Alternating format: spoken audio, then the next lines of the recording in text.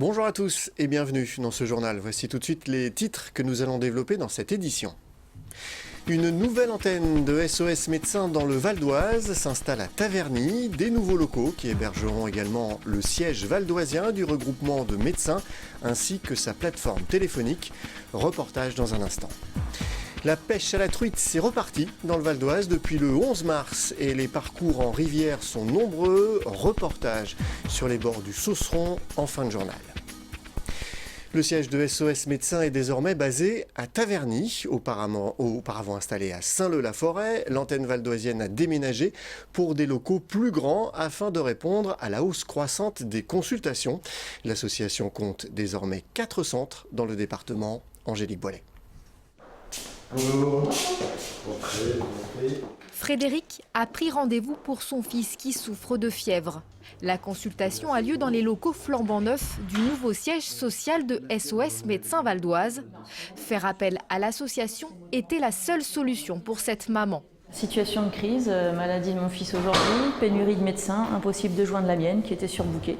Donc on a fait par internet, le rendez-vous très rapidement pris, nickel. Des consultations comme celle-ci, SOS Médecins en a réalisé plus de 27 000 en 2016, soit un quart des 110 000 actes réalisés. Et les consultations pourraient doubler dans les prochaines années. Pour faire face à la demande, l'association de généralistes n'a pas eu d'autre choix que de déménager son siège. Après avoir été basée à Saint-Leu-la-Forêt pendant 24 ans, l'association prend désormais ses quartiers ici à Taverny. Depuis 30 ans, on fait des visites à domicile.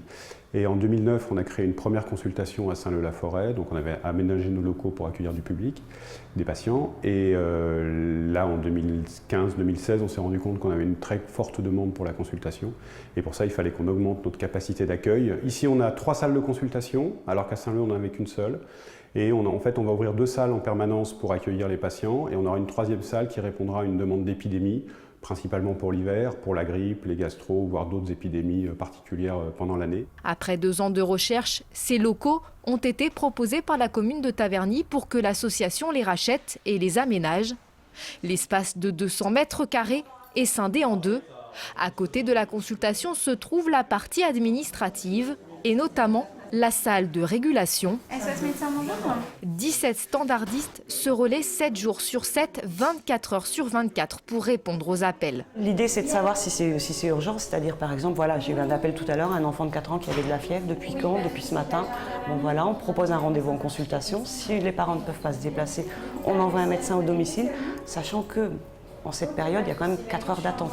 SOS Médecins compte 3 autres centres de consultation dans le département, à Saint-Ouen-l'Aumône et plus récemment à Louvre et Beson. Des consultations mais également des visites à domicile assurées par les 37 médecins et les 8 remplaçants. Un effectif important mais insuffisant. L'association manque déjà d'une dizaine de médecins pour répondre à la demande actuelle. En bref, agression d'Orly avant de se rendre à l'aéroport où il s'en est pris à un militaire de la force Sentinelle avant d'être abattu. Zied Ben Belgassem avait tiré au revolver à grenaille sur des policiers en marge d'un contrôle routier à Garges-les-Gonesse dans le Val d'Oise. Il avait ensuite pris la fuite, Garges-les-Gonesse où l'agresseur habitait et où des perquisitions ont été menées. Politique, quels candidats à la présidentielle ont parrainé les élus du Val d'Oise? Ils sont maires, conseillers départementaux ou régionaux, sénateurs ou encore députés. Dans le cadre de l'élection présidentielle, 101 élus valdoisiens ont décidé d'apporter leur soutien à l'un des candidats en lice ou pas. Vous pourrez découvrir qui a soutenu qui dans le département. La liste complète est à découvrir sur notre site vonews.fr. La saison de la pêche à la truite est ouverte dans le Val d'Oise depuis le 11 mars 2017 et dans le département, les rivières sont nombreuses pour traquer cette espèce de poisson très recherché. Sur l'Aubette, l'Epte ou encore la Viosne ou le Sausseron, les amateurs n'ont que l'embarras du choix des sites pour s'adonner à leur passion. Reportage. Michel est un pêcheur aguerri. Il a commencé avec son père à l'âge de 10 ans et depuis, cette passion ne l'a plus quitté. Aujourd'hui, il entame un parcours sur les berges du Sausseron. La pêche à la truite est fermée depuis le mois d'octobre. Ce week-end, c'est l'ouverture. De quoi espérer faire de belles prises. Une belle truite fario, prise à l'imitation de teigne. Et on va la remettre à l'eau tout de suite. Allez, ma petite fille. Un loisir et un moment de détente pour Michel qui a ses habitudes. Lui qui pêche au leurre, il alterne régulièrement entre poissons nageurs, imitation de vers et leurre tournant. Avec 50 ans d'activité derrière lui, il a ses astuces. Quand les poissons sont dehors en activité, ils prennent plus facilement un poisson nageur ou un truc comme ça. Là, les poissons ne sont pas en activité, donc ils sont calés au fond. Et c'est plus l'opportunité qui fait quand la teigne, l'imitation de teigne ou la vraie teigne passe devant, que la truite le prend. Au bout de quelques minutes, une deuxième prise, la rivière n'a plus de secret pour Michel. Et voilà. Un beau petit poisson, une belle truite arc-en-ciel du sauceron. Alors on va la remettre tout de suite à l'eau parce que elle saigne un peu, mais c'est pas grave. C'est juste sur la mâchoire. Pour débusquer les poissons, Michel surveille les courants, les souches. En chemin, d'autres pêcheurs sont eux aussi venus chasser la truite. Chacun parle de ses prises et de ses techniques pour repartir de plus belle. Et c'est vrai qu'il y a encore beaucoup de pêcheurs en France qui pêchent la truite aux appâts naturels, avec un verre au bout d'un bouchon, qui s'installe au bord de l'eau. Ça reste encore un peu vrai, mais beaucoup moins. Et plus ça va, plus les pêcheurs ont tendance à pratiquer, je dirais, une pêche sportive, entre guillemets, mais une pêche de mouvement, où la mise en œuvre est facile. On prend une petite canne légère comme ça, une boîte de leurre, vous avez vu tout à l'heure, et puis voilà, on est parti au bord de l'eau. Donc, et c'est quand même très très très ludique, donc ce qui fait que l'engouement est important. Aujourd'hui en France, on compte plus d'1,5 million de pêcheurs de loisirs. Dans le Val d'Oise, les parcours sont nombreux. Les pêcheurs peuvent se lancer à la poursuite des truites sur l'Aubette de Magny, de Meulan, sur l'Epte, sur la Vionne et sur le Sauceron jusqu'au mois de septembre. Allez, on va continuer. Voilà, ce journal est terminé. Je vous en rappelle le principal titre. Une nouvelle antenne de SOS Médecins dans le Val d'Oise s'installe à Taverny. Des nouveaux locaux qui hébergeront également le siège valdoisien du regroupement de médecins ainsi que sa plateforme téléphonique. L'association compte désormais 4 centres dans le département Saint-Ouen-l'Aumône, Bezons, Taverny et Louvre. Merci d'avoir suivi ce journal et n'oubliez pas que l'info continue sur notre site venews.fr. À demain.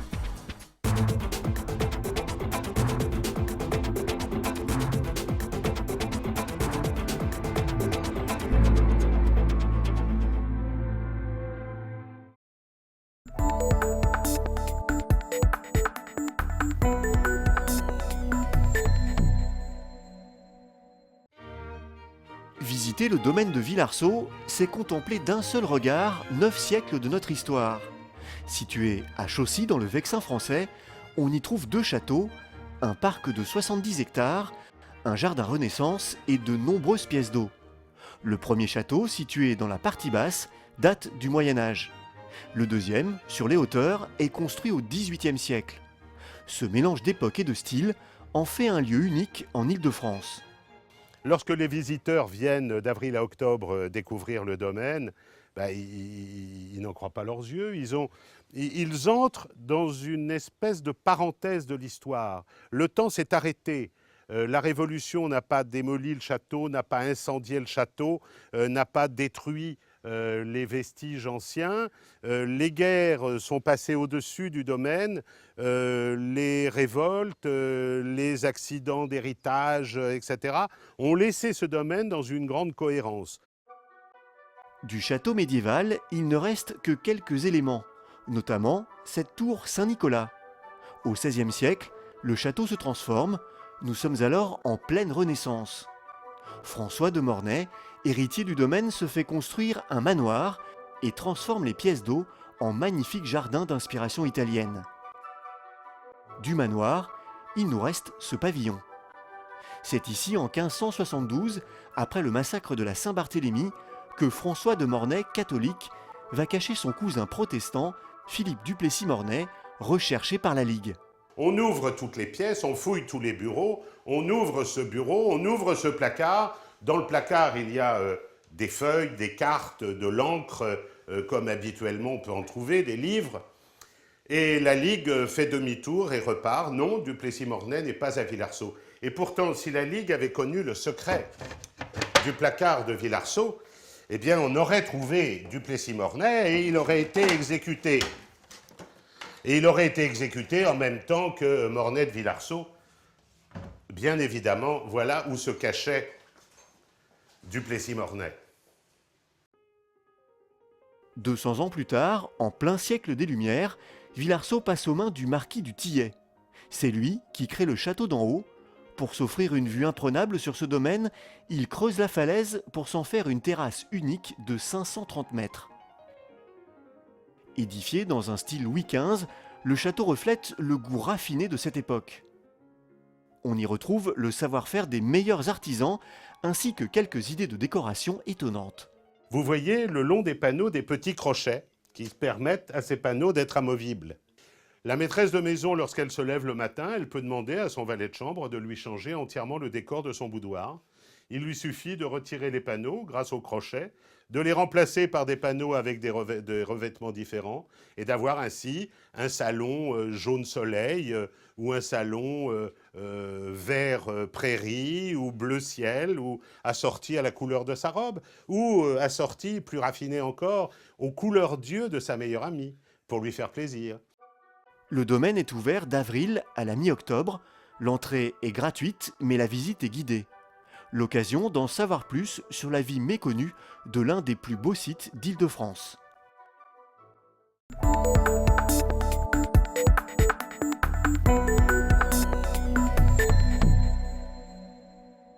Prenez un terrain de tennis, un court de squash, mélangez-les et vous obtiendrez le padel.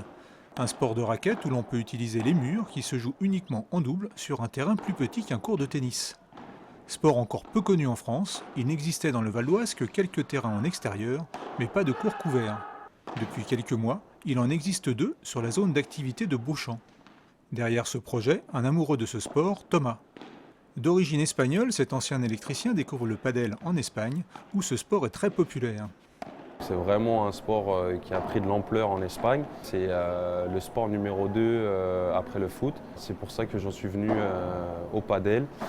Dans la région parisienne, il y a déjà quelques centres comme le mien. Et donc je me suis dit que pourquoi pas moi aussi. Donc, je suis un joueur de padel avant tout, donc pourquoi pas vivre de ma passion dans l'avenir. Les règles sont simples, comme au tennis. Il faut renvoyer la balle dans le camp adverse après un rebond. Seule différence de taille, on peut utiliser les parois en verre et les grillages pour retourner la balle. Les points se comptent comme au tennis, mais les services se font à la cuillère. Les balles sont plus molles que celles du tennis et les raquettes sont bien différentes. Ça se joue avec une raquette qui est un tout petit peu plus petite, même beaucoup plus petite qu'une raquette de tennis. Une raquette perforée pour éviter toute prise au vent. Si la raquette n'était pas du tout perforée, avec le vent, ça serait impossible de la contrôler, de la manier. Normalement, ça se joue avec une main, donc pas besoin d'avoir un grand manche. Et forcément, un grand espace de jeu qui s'appelle la pala. Les tarifs s'étalent entre 30 et 40 euros de l'heure, soit une dizaine d'euros par personne. Bien moins physique que le squash, le padel s'adresse à tous, quel que soit leur niveau. C'est une prise en main très rapide. On s'amuse très très vite au paddle. Contrairement au tennis où l'apprentissage est relativement compliqué, et quand on perd la balle, on perd la balle. Là, la balle revient sur nous, donc on peut tout de suite la récupérer. C'est des séquences très très courtes, donc forcément, comme c'est très très court, pas besoin d'avoir un très très gros physique. Et puis le contact avec le partenaire à côté est très important. C'est un peu ça l'esprit paddle, c'est vraiment tout le monde joue avec tout le monde, très convivial. C'est l'esprit latin, l'esprit chaleur. Intégré depuis 2014 à la Fédération française de tennis, le padel connaît un véritable essor, mais la marge de progression est énorme. On compterait en France 4000 pratiquants, alors qu'en Espagne, il serait plus de 2 millions à jouer au padel.